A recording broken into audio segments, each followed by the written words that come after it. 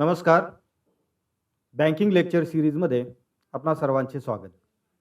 आज आपण bank assurance म्हणजेच देशातील विविध प्रकारच्या बँकिंग संस्थांद्वारे ज्या इन्शुरन्स सर्व्हिसेस प्रोव्हाइड केल्या जातात त्याबद्दल अधिक माहिती घेणार आहोत. भारतीय बँकिंग व्यवसायामध्ये बँकिंग रेग्युलेशन ॲक्ट किंवा ज्याला आपण बँकिंग नियमन कायदा 1949 असे म्हणतो, या कायद्यातील तरतुदीप्रमाणे बँकिंग संस्थांनी निर्धारित बँकिंग सेवा आपल्या ग्राहकास देणे आवश्यक आहे.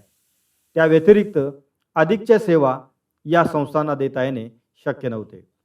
तथापि अलीकडील काळात बँकिंग क्षेत्रामध्ये जे विविध प्रकारचे बदल झाले त्या बदलाच्या अनुषंगाने बँकिंग रेग्युलेशन ॲक्ट 1949 मधील सेक्शन 6(1)(o) मधील तरतुदीनुसार बँकिंग सेवांच्या बरोबरच इतर विविध प्रकारच्या सेवा देखील या बँकांना अलाउड करण्यात आलेल्या आहेत.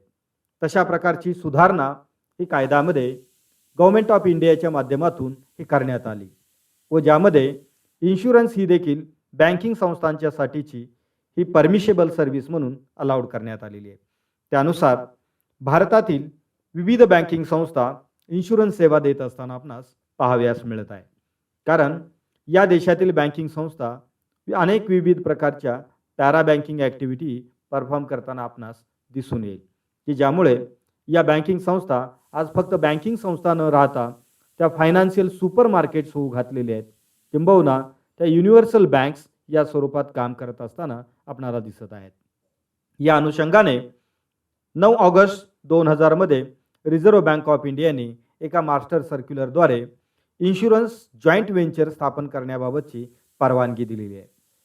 त्याचबरोबर सन 2002 मध्ये रिझर्व्ह बँक ऑफ इंडियाने स्थापन केलेल्या मल्होत्रा कमिटीने देशातील बँकिंग संस्थांना इन्शुरन्स सेवा देण्यासाठी विविध प्रकारच्या मॉडेलच्या माध्यमातून बँकिंग त्याचबरोबर इन्शुरन्स सेवा देण्याबाबत परवानगी द्यावी अशा प्रकारची शिफारस केली. या शिफारशीच्या अनुषंगाने विविध प्रकारच्या कायदेशीर तरतुदी रिझर्व्ह बँकेने केल्या. त्याबाबतचे गाईडलाईन्स असतील किंवा अधिसूचना असतील की त्या अनुषंगाने जारी केल्या. त्यामध्ये प्रामुख्याने 22 सप्टेंबर 2003 मध्ये रेफरल ॲक्टिव्हिटीज म्हणजेच बँकिंग संस्थांनी रेफरन्स देऊन विविध इन्शुरन्स कंपन्यांचे प्रॉडक्ट विकण्याची पद्धती ही सुरू करण्याबाबतची परवानगी देण्यात आली. त्याचबरोबर insurance regulatory and development authority of India म्हणजेच IRDA या संस्थेने देखील त्या संबंधित जो कायदा आहे ज्याला आपण IRDA ॲक्ट असं म्हणतो की ज्यामध्ये 2013 मध्ये एक महत्त्वाची सुधारणा केली की ज्यामुळे licensing of banks as A insurance broker म्हणजेच देशातील बँकिंग संस्थांना इन्शुरन्स ब्रोकर म्हणून काम करण्याची परवानगी मिळणे शक्य झाले. कारण IRDA ही भारतातील सर्व विमा कंपन्यांची नियंत्रित संस्था आहे आणि नियंत्रणाची जबाबदारी पार पाडत असते व लायसन्सिंग अथॉरिटी म्हणूनही काम करत असते. ज्याप्रमाणे बँकिंग सेक्टरमध्ये reserve bank of India he licensing authority आहे, त्याचप्रमाणे इन्शुरन्स सेक्टरमध्ये IRDA ही लायसन्सिंग अथॉरिटी आहे. या IRDAच्या कायद्यामध्ये देखील 2013 मध्ये हा महत्त्वाचा बदल केला की ज्यामुळे IRDAला आज बँकिंग संस्थांना देखील इन्शुरन्स ब्रोकर म्हणून परवाना देता येणे शक्य झालेले आहे. त्याचबरोबर वेळोवेळी यामध्ये अनेक वेगवेगळ्या प्रकारच्या सुधारणा केल्या गेल्या. 15 जानेवारी 2015 मध्ये देखील entry of banking into insurance business यामध्ये विविध प्रकारच्या गाईडलाईन रिझर्व्ह बँक ऑफ इंडियाने जारी केलेल्या आहेत. थोडक्यात या देशातील बँकिंग संस्थांना बँकिंग व्यवसायाबरोबरच इन्शुरन्स व्यवसाय देखील करण्याची परवानगी ही यामध्ये देण्यात आली. खऱ्या अर्थाने भारतात 2002 पासून या इन्शुरन्स सेवा देण्याची पद्धती बँकिंग संस्थांना अलाउड करण्यात आलेली आहे आणि 2002 पासून या देशातील विविध बँका विमा सेवा देखील देऊ लागलेल्या आहेत. आता आपण या सर्व कायदेशीर तरतुदीनंतर हे बँक इन्शुरन्स किंवा बँक ॲश्युरन्स ही कन्सेप्ट काय आहे, त्याचबरोबर यामध्ये कोणकोणत्या पद्धतीने या सेवा दिल्या जातात याविषयी देखील आपण माहिती घेणार आहोत. बेसिकली इन्शुरन्स ही सर्व्हिस आपणा सर्वांना कल्पना आहे की ज्यामध्ये प्रामुख्याने लाईफ इन्शुरन्स व जनरल इन्शुरन्स या 2 प्रकारच्या इन्शुरन्स सर्व्हिसेसचा समावेश असतो. जीविताशी संबंधित विमा उतरवणाऱ्या कंपन्यांना आपण लाईफ इन्शुरन्स कंपनी असे म्हणतो आणि सर्वसाधारणपणे ज्या विविध प्रकारच्या वस्तू मालमत्ता यांचा विमा उतरवणाऱ्या कंपन्यांना जनरल इन्शुरन्स कंपनीज असे आपण म्हणतो. तथापि बँक ॲश्युरन्स ही एक नाविन्यपूर्ण कल्पना असून प्रामुख्याने ब्रिटनमध्ये 1980 पासून अशा प्रकारची पद्धती ही वापरली जात असल्याचे आपणास पाहावयास मिळेल. तथापि भारतामध्ये ही संकल्पना तशी पाहता नवीन आहे, कारण त्याची इम्प्लिमेंटेशन 2002 पासून सुरू झालेलं आहे. हा शब्द जर आपण त्या ठिकाणी पाहिला तर तो बँक अँड ॲश्युरन्स या दोन्हीचं एक कॉम्बिनेशन आहे. म्हणजेच बँकिंग संस्था व इन्शुरन्स कंपन्या या दोन्हींनी एकत्र येऊन जी सर्व्हिस त्या ठिकाणी दिली जाते की त्याला आपण बँक ॲश्युरन्स असे आपण म्हणतो. ॲश्युरन्स हा शब्दप्रयोग इन्शुरन्सला समानार्थी वापरला जाणारा हा शब्द की त्या ठिकाणी आहे आणि त्याचं कोलॅबरेशन कॉम्बिनेशन या शब्दप्रयोगामध्ये करण्यात आलेलं आहे. त्याचबरोबर याची व्याख्या करायची झाली तर आपणास अशी करता येते. Bank assurance is a relationship between A bank and A insurance company. म्हणजेच बँकिंग संस्था आणि इन्शुरन्स कंपनी या दोघांच्यामध्ये कोलॅबरेशन किंवा रिलेशनशिप इस्टॅब्लिश करून जी सर्व्हिस दिली जाते त्याला आपण बँक ॲश्युरन्स असे म्हणू शकतो. ही एक को सपोर्टेड प्रॉडक्ट असून की दोघांच्या सहकार्याने बँक आणि इन्शुरन्स कंपनी या दोघांच्या संयुक्त प्रयत्नामधून अशा प्रकारचे इन्शुरन्स प्रॉडक्ट हे त्या ठिकाणी सेल केले जात असते की ज्यामधून मिळणारे उत्पन्न हे बँक व विमा कंपनी या दोघांच्यामध्ये शेअरिंग केले जात असते. म्हणजेच sharing of the commission or return is most important factor into the bank assurance. त्याचबरोबर या संपूर्ण प्रक्रियेमध्ये इन्शुरन्स सर्व्हिसेसमधल्या काही मॉडेलमध्ये बँक ॲश्युरन्समध्ये प्रामुख्याने प्रोसेसिंग आणि ॲडमिनिस्ट्रेशनचा जो पार्ट आहे तो इन्शुरन्स कंपन्यांकडून हँडल केला जातो व मार्केटिंग किंवा सेलचा जो पार्ट आहे तो बँकिंग संस्थांच्याकडून हँडल केला जात असतो.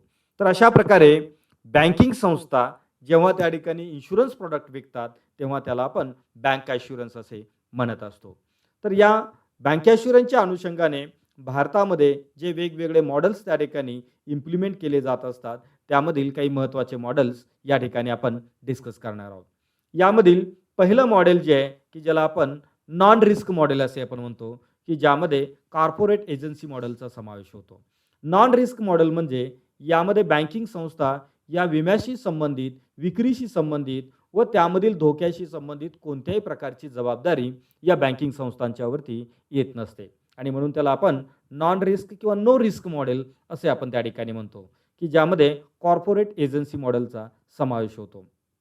IRDAच्या 2002 मधील रेग्युलेशनमधील काही महत्त्वाच्या सुधारणा ज्या झाल्या की ज्यामध्ये 9(1) मधील तरतुदीनुसार की या प्रकारच्या कॉर्पोरेट एजंट म्हणून बँकिंग संस्थांना लायसन देण्याची पद्धती ही सुरू करण्यात आली.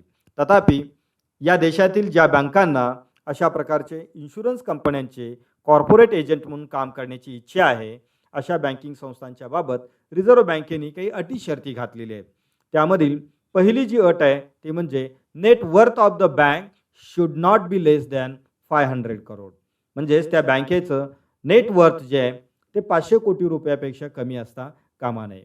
त्याचबरोबर capital to risk weighted asset ratio म्हणजेच धोकादायक असणाऱ्या मालमत्तेचं एकूण भांडवलाशी असणारे प्रमाण की ज्याला आपण भांडवल पर्याप्तता गुणोत्तर असे आपण म्हणतो की जे 10% कमी असता कामा नये. त्याचबरोबर संबंधित बँकेचा नेट NPA म्हणजेच निव्वळ थकबाकीमधील मालमत्ता किंवा थकबाकीमधील कर्जे अनिष्पादित मालमत्ता ही त्या ठिकाणी 3% जास्त असता कामा नये. अशा प्रकारची बँक त्या ठिकाणी असावी. त्याचबरोबर सलग 3 वर्षे संबंधित बँकेला नेट प्रॉफिट हा कंटिन्युअस त्या ठिकाणी मिळालेला असणे आवश्यक आहे. त्याचबरोबर जी सबसिडरी ऑर्गनायझेशन आहे तिचा परफॉर्मन्स जो आहे तो चांगला असावा. चांगले ट्रॅक रेकॉर्ड त्या कंपनीचे त्या ठिकाणी एस्टॅब्लिश झालेले असावे. अशा प्रकारचे त्या ठिकाणी कंपन्या, अशा प्रकारची बँक ही कॉर्पोरेट एजंट म्हणून एखाद्या विमा कंपनीसाठी काम करू शकते. या प्रोसेसमध्ये बँकिंग संस्थेला स्वतंत्र कोणत्याही प्रकारची आस्थापना स्थापन करण्याची किंवा त्या ठिकाणी ऑफिस निर्माण करण्याची आवश्यकता नसते. बँकिंग संस्था आपल्या काउंटरवरती एखाद्या डेसिग्नेटेड ऑफिसरची नेमणूक करून आपल्या त्या ऑफिसरच्या माध्यमातून या इन्शुरन्स बिझनेसचं कार्य त्या ठिकाणी करू शकते. म्हणजेच थोडक्यात एखादा अधिकारी किंवा प्रत्येक ब्रांचमध्ये एक अधिकारी या कार्यासाठी डेप्यूट केला जातो व तो बँकेच्या वतीने व इन्शुरन्स कंपनीच्या वतीने हे इन्शुरन्स प्रॉडक्ट मार्केटिंग करणे, विक्री करणे व त्या संदर्भात असिस्टंट प्रोव्हाइड करण्याचे काम हे करत असतो.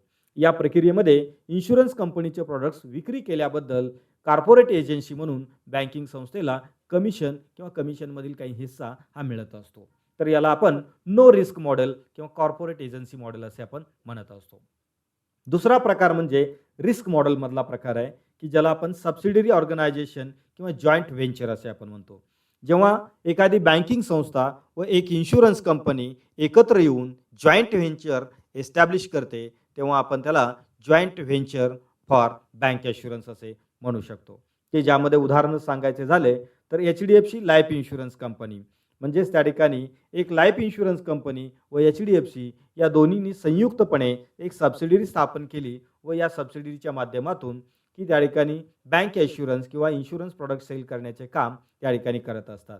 याकरिता वरील सर्व नियमांच्या बरोबर एक महत्त्वाचा बदल म्हणजे की अशा बँकेसाठी की जी बँक सबसिडियरी सुरू करू इच्छिते किंवा इन्शुरन्ससाठी जॉईंट व्हेंचर सुरू करू इच्छिते अशा बँकेचे नेटवर्थ हे त्या ठिकाणी किमान 1,000 कोटी रुपयापेक्षा कमी असता कामा नये, ते त्यापेक्षा जास्त असणे आवश्यक आहे. त्याचबरोबर CRAR हा कमीत कमी 10% असावा. त्याचबरोबर नेट NPAचं प्रमाण हे 3% अधिक असू नये. लास्ट 3 इयर्समध्ये त्यांना कंटिन्युअस प्रॉफिट मिळालेलं असणं आवश्यक आहे. त्याचबरोबर ज्या कंपनीबरोबर जॉईंट व्हेंचर केलं जाणार आहे त्या कंपनीचं ट्रॅक रेकॉर्ड व त्यांचा परफॉर्मन्स हा उत्तम असणे आवश्यक आहे. अशा प्रकारचे हे रिस्क मॉडेल आहे. या मॉडेलला रिस्क बेस्ड मॉडेल म्हणण्याचे सगळ्यात महत्त्वाचे कारण म्हणजे बँकिंग संस्थेला या कार्याकरिता स्वतंत्र आस्थापना व स्वतंत्र संस्थेची निर्मिती करणे आवश्यक असते आणि त्याकरिता IRDA व रिझर्व्ह बँक ऑफ इंडियाची परवानगी घेणे आवश्यक असते. त्यासाठी बँकेला स्वतः काही गुंतवणूक करण्याची गरज असते. अर्थात जॉईंट व्हेंचरसाठी तयार असणारी कंपनी व संबंधित बँक यांच्यामध्ये म्युच्युअल अंडरस्टँडिंगने या इन्व्हेस्टमेंटचे प्रमाण हे त्या ठिकाणी ठरू शकते.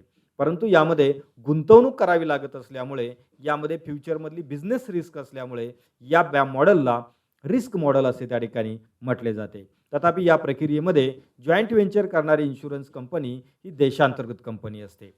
त्याचबरोबर अशाच प्रकारचे जॉईंट व्हेंचर हे फॉरेन पार्टनर बरोबर फॉरेन कंपनी बरोबर देखील करता येणे शक्य आहे. त्याकरिता एक बँक व एक फॉरेन इन्शुरन्स कंपनी अशा पद्धतीचे हे कोलॅबरेशन हे होऊ शकते की ज्यामध्ये फॉरेन पार्टनर जो आहे तो 26% पर्यंत इक्विटी हे शेअरिंग करू शकतो. म्हणजे 26% गुंतवणूक फॉरेन कंपनी यामध्ये करू शकते. अर्थात काळाच्या ओघामध्ये या फॉरेन डायरेक्ट इन्व्हेस्टमेंटचे प्रमाण हे सातत्याने बदललेही त्या ठिकाणी जात असते. अशा प्रकारचे उदाहरण सांगायचे झाल्यास ICICI Prudential Life Insurance company ही त्या ठिकाणी अशा प्रकारचे फॉरेन जॉईंट व्हेंचर असून की ज्यामध्ये ICICI बँक लिमिटेड व प्रुडेन्शियल कॉर्पोरेशन होल्डिंग्स लिमिटेड ही ब्रिटिश मल्टीनॅशनल इन्शुरन्स कंपनी या दोहोंच्या मधील हे जॉईंट व्हेंचर आहे की ज्यामध्ये देखील स्वतंत्र एस्टॅब्लिशमेंट स्थापन करण्याची आवश्यकता असते. त्याचबरोबर ICICI लोंबार्ड हे देखील त्या ठिकाणी फॉरेन जॉईंट व्हेंचर असल्याचे आपणास दिसून येईल. ICICI प्रुडेन्शियल ही लाईफ इन्शुरन्समध्ये काम करणारी संस्था असून ICICI लोंबार्ड ही जनरल इन्शुरन्समध्ये काम करणारी संस्था आहे की ज्यामध्ये ICICI बँक व एक इन्शुरन्स कंपनी असे त्या ठिकाणी जॉईंट कोलॅबरेशन असल्याचे आपणास दिसून येईल. त्याचबरोबर चौथा प्रकार यामधील तो म्हणजे रेफरल मॉडेल. रेफरल मॉडेल हे एक अत्यंत सोयीस्कर मॉडेल त्या ठिकाणी मानले जाते की जे हे देखील रिस्क फ्री मॉडेल असून की याच्यामध्ये बँकिंग संस्था ही केवळ आपल्या ग्राहकांना व अपेक्षित ग्राहकांना एखाद्या इन्शुरन्स कंपनीच्या प्रॉडक्टबद्दल किंवा एखाद्या इन्शुरन्स कंपनीबद्दल केवळ त्या ठिकाणी रेफरन्स देण्याचे काम करत असते. किंबहुना काही इन्शुरन्स कंपन्यांचे प्रॉडक्ट हे आपल्या माध्यमातून मार्केटिंग करणे, त्याची माहिती प्रसिद्ध करणे, संबंधित अपेक्षित ग्राहकाला त्याबाबतची माहिती पटवून सांगणे या प्रकारची कार्ये हे करत असतात. याला रेफरल मॉडेल असे म्हटले जाते. उदाहरणार्थ एखाद्या इन्शुरन्स कंपनीला आपले प्रॉडक्ट विकायचे झाल्यास ते एखाद्या बँकेबरोबर टायअप करते आणि त्या बँकेबरोबर रेफरल मॉडेलचे ॲग्रीमेंट करून त्यांनी रेफरन्स दिलेल्या ग्राहकांनी जर इन्शुरन्स खरेदी केला तर त्या इन्शुरन्समधील काही हिस्सा हा कमिशनच्या स्वरूपात बँकिंग संस्थेला हा मिळत असतो की ज्यामध्ये एजंट म्हणून त्या ठिकाणी बँकेची नेमणूक ही याच्यामध्ये होत असल्याचे आपणास दिसून येईल. याही प्रक्रियेमध्ये स्वतंत्र एस्टॅब्लिशमेंट स्थापन करण्याची गरज नसते आणि त्यामुळे कोणत्याही प्रकारचा खूप मोठा धोका रेफरल मॉडेलमध्ये नसल्याचे आपणास त्या ठिकाणी दिसून येईल. त्याचबरोबर या बँक इन्शुरन्समध्ये अनेक वेगवेगळ्या प्रकारचे प्रोडक्ट्स देखील आपल्याला पाहायला मिळतील. त्यामध्ये लाईफ इन्शुरन्स प्रोडक्टमध्ये जर आपण पाहिलं तर टर्म इन्शुरन्स प्लॅन्स आहेत की ज्यामध्ये ॲक्सिडेंटल व डेथ बेनिफिटचे वेगवेगळ्या प्रकारचे प्लॅन्स असतात. लाईफ टाईमचे एंडावमेंट प्लॅन त्या ठिकाणी असतात. वेळोवेळी त्या ठिकाणी परतावा देणारे मनी बॅकचे प्लॅन त्यामध्ये आपल्याला पाहायला मिळतात. त्याचबरोबर विमा पॉलिसीची संकलित केलेली रक्कम भांडवल बाजारामध्ये गुंतवण्याबाबतच्या ज्या स्कीम्स आहेत की ज्याला आपण युनिट लिंक्ड इन्शुरन्स प्लॅन्स असे आपण म्हणतो, याही प्रकारचे इन्शुरन्स प्लॅन्स लाईफ इन्शुरन्समध्ये या बँक इन्शुरन्स कॅटेगरीच्या माध्यमातून विक्री केले जात असतात.